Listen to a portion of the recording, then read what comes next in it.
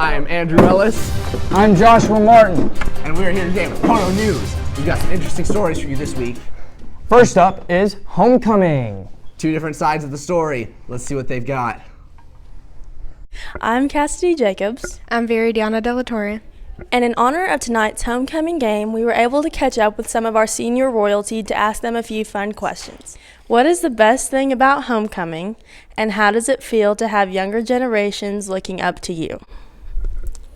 Best thing about it is I think it gets the whole town pumped up for football games, the game, and having younger generations look up to me is kind of cool, just to set an example for all of them. Were you surprised to be chosen for homecoming court?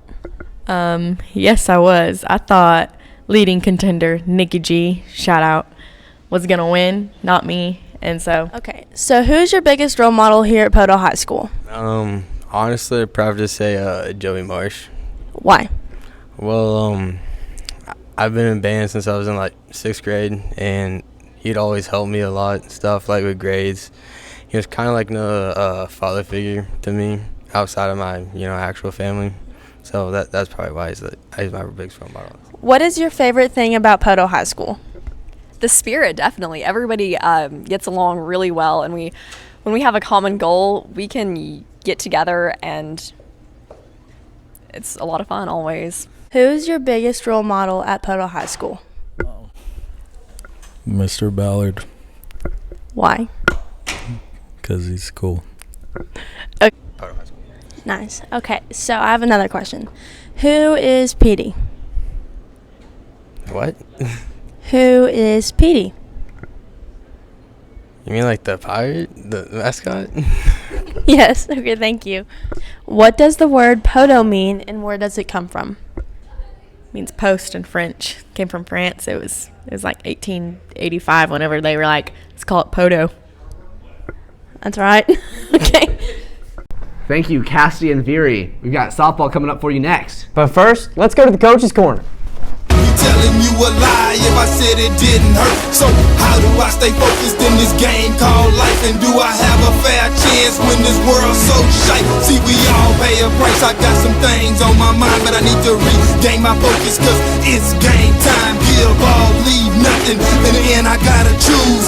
Clear eyes, full heart, I can't lose. Welcome back to Coach's Corner. I'm Abby. And I'm Brooklyn. And this week we talked to Coach T about this upcoming football game and Coach Brennan about cross country. Okay, so this year you have a lot more people in cross country, obviously. So do you think this season is going better than last season or about the same? I think each season we can continue to improve, and definitely this season's going a lot better. We have so many kids out. We have, last count, like 89 high school and another 30 or so in the middle school. So we've got about 110, 120 total, and their times are faster. The boys are about a minute faster, average time, better than last year, and the girls are 2 minutes faster, so doing good. Yeah, that's pretty good. So now you guys have regionals coming up. So how do you think you guys are going to do? Well, that's the great unknown. A lot depends on what our regional assignment is, and sometimes the regions can be really tough, and sometimes it can be an easier region. All we can do is run our best times and let the cards fall where they may. With the times we have, the boys are not a lock to make it to state. If we got an especially tough region, it still could be difficult, but they should make it. And the girls have a very good chance. They're right on the cusp of making it. Are you feeling pressured to win this game since it's homecoming? Homecoming doesn't play much into it. Us coaches and the football players, we try to overlook that. Homecoming, to me, is for the girls and their mamas, okay? And so we're not really concerned about it. All right. How do you think you guys are going to do this week? I think, we'll be fine. We just got to contain their speed and just don't let them make big plays on us. We got to stop the big play. Of course, we just got to go out and play our game, take the ball and just go down and score, and that's one of our goals this week, is to go score on our first drive when we get the ball. So it'll be an exciting ball game. And this has been Coach's Corner. See you guys next week. Thanks, guys. I'm here with my hippie crew, and so it turns out softball season has officially ended, and I caught up with some of the player and coaches about how it went.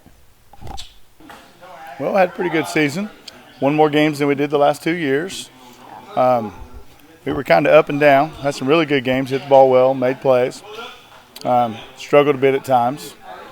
Unfortunately, right there at the end, we lost a crucial game against Muldrow at the end of the season that cost us from going to a regional.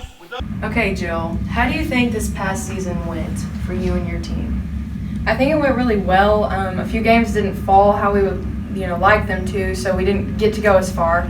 But I think we just had a really good time. It was, pretty bomb, if you ask me. It was really cool. I enjoyed it. That's great. That really is great. Good senior season. Senior season, baby. Did you win any games? How many games did you win? We don't keep score. We've got Kylie Turner here, also a star athlete of the Poteau Pirate softball team. So I heard that you were injured this season. How did that make you feel? It sucked. So since this past year didn't go as planned, how do you feel about the next season for your girls? I have a lot of hope for the next season. These girls, I've raised most of them myself. And I'm sorry. It's okay. It's okay. How do you think next year is going to be, Kylie, with your softball team and your senior year coming up? It's going to be better. Better than what? This year, because we sucked. All right. Thank you for your time. Thank you. Okay, so since you're a senior this year, how does that make you feel? I feel kind of sad that it's over, but, the ride was fun. It was a good time.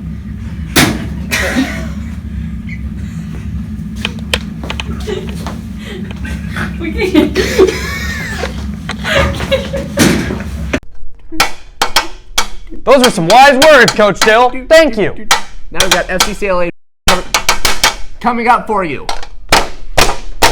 This is Jordan Higgs with Pirate News. The PHS FCCLA chapter has been recruiting members, and we're looking forward to the year ahead. Our very own Bertley Blankenship has been honored with the job as a state officer. We caught up with her to see what it takes to be a state officer.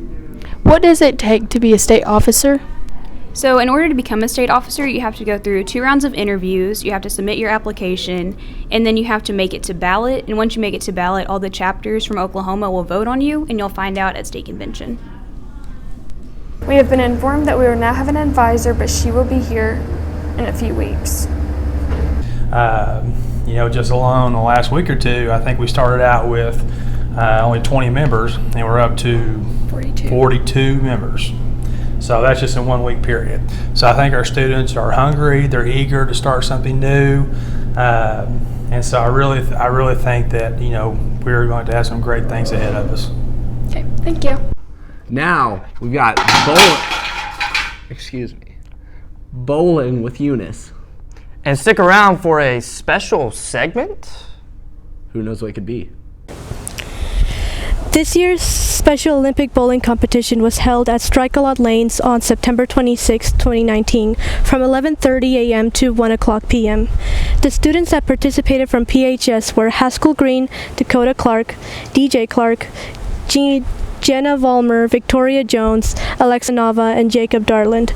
The competition was among 3 teams, Poteau, Stillwell, and an independent team that consisted of 2 kids. Overall, the kids of PHS got first and second place. Now let's go to Laura. With New Music Friday. 3 special songs that are famous and new. Very new. New and hit. Hey guys, Laura Bennettson here, bringing you your New Music Friday, meaning your freshest, hottest hits of the week. First up on our list, we have Awaken I Am with their new song, The Stages of Grief.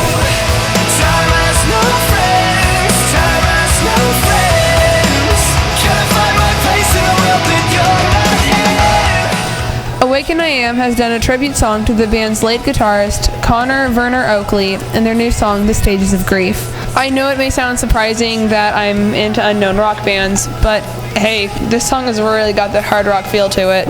Next up on our list, we have Cheating on You by Charlie Puth. when I touch her, I feel like I'm cheating on you. Cheating on You by Charlie Puth was written about a feeling that Charlie says he's never felt before.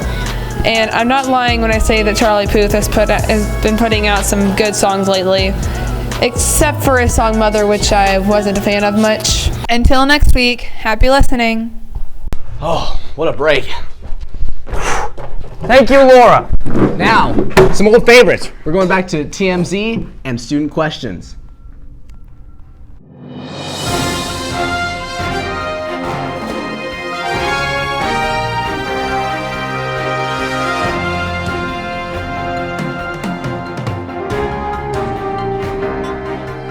We are back by popular demand, all of our loyal fans. And this week we have a special homecoming edition. Homecoming Zillas. Or Zilla. Because there's always one. Divas. Hair, never good enough. Nails, never look pretty enough. Their outfit, always terrible. And you've probably guessed who it is. Okay, so today I actually have the opportunity to catch up with our homecoming Zilla. Mean, lean, crazy, and we're gonna see what's good. We're gonna try to get to the bottom of this. Here he is now. Get that camera out of my face. Alright, are we rolling again? Okay, take 2. So, I'm here with the diva himself. How stressful is homecoming to you? The prep of it? God, it's a mess. I'm so stressed out. I can't even fathom anything that's going on right now. I even skipped class just to sit on this bench. Thank you for giving us the opportunity to sit on this bench with you. You're welcome. Thank you. We just caught up with the homecoming Zilla himself. Vodka, there he goes. Diva, terrible. That's all I have to say. And so in conclusion, this homecoming thing really gone to his head. Done. Period. Over. Turn off the camera. Cut.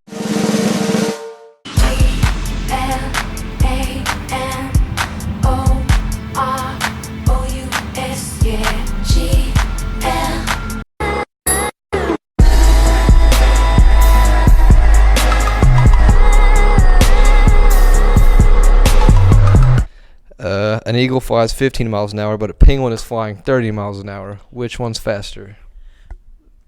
Penguins can't fly. Eagle. A penguin can't fly, can it? There we go. How many? I don't know.